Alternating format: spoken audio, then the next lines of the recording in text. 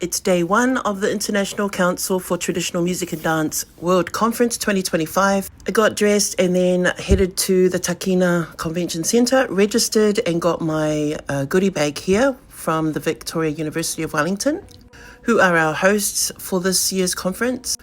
About 500 people registered for this conference, so a massive turnout. The opening ceremony, we were welcomed by the tangata whenua of Aotearoa, the Māori people, an amazing set by them, followed by VUSA, the Victoria University Samoan Student Association group. Another beautiful performance. Thank you for including us in your tawalunga. After that, it was morning tea, and lucky, this is well catered, so very happy with that, of course. I didn't have to fight anyone for any food.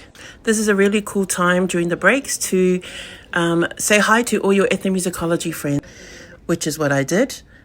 The next session for Pacifica ladies sitting up front to appreciate the work of Māori composer Jerome Kavanagh, award-winning composer also, and he was thanked by this group of people from Turtle Island, which is an indigenous tribe in North America. Headed to a meeting for ethnomusicologists based in Australia. And then after that was lunch, admiring my earrings for day one in the meeting. And then it was time to attend paper presentations, a really exciting part of any conference.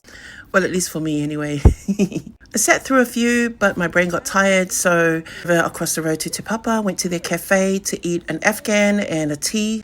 Then headed back to my room to just unwind, relax. It was a really good